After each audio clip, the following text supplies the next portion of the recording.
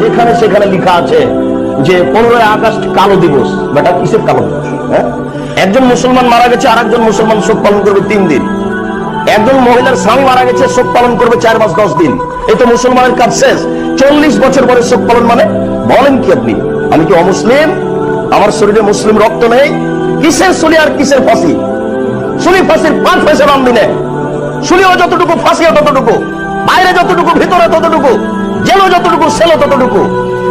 বাইতুল মুকাররমের কথা বলা যায় না? বাইতুল মুকাররমের জামে মসজিদ আপনার কি হয়েছে আপনি বলেন না কেন?